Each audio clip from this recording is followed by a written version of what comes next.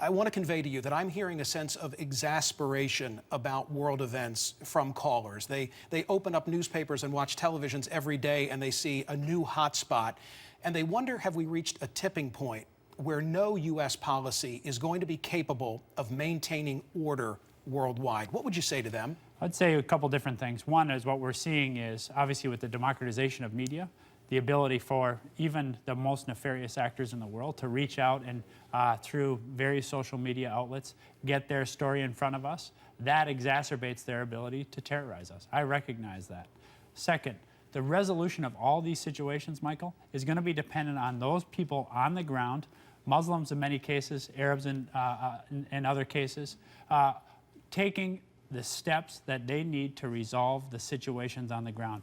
We cannot be an occupying force in a place like Yemen or in Syria and hope that we will be responsible for bringing this, as you say, chaos to an end. We had to train them, security forces. We had to press their political leaders to come up with political resolutions on the ground.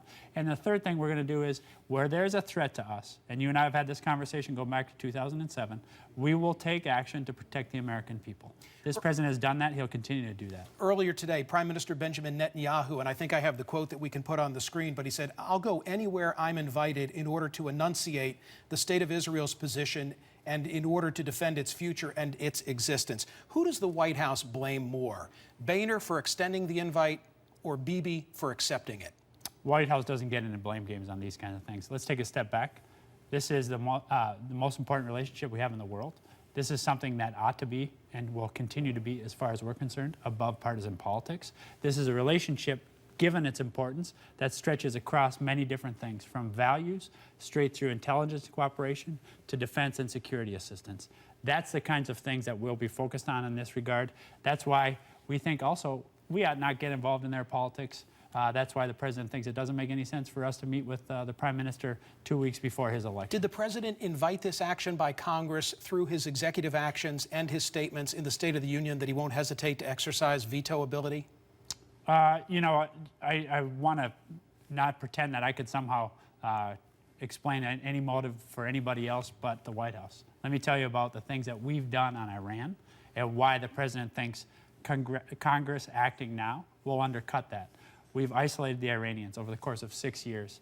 We now have robust international multilateral sanctions in place, and we have very aggressive bilateral sanctions in place.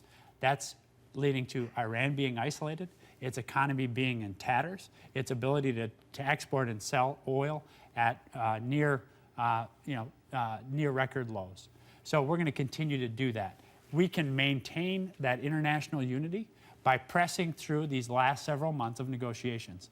Congress should just give us the time to let those negotiations play out. It doesn't make any sense for them to prematurely act on legislation that the president will veto if it's going to risk maintaining this international unity. So Congress should let us finish this job. Final foreign policy question. Does the passing of King Abdullah mean the administration now will release the 28 pages pertaining to the Saudis and September 11? Well, this is obviously an issue that you've been working on for some time, and this goes back across administrations.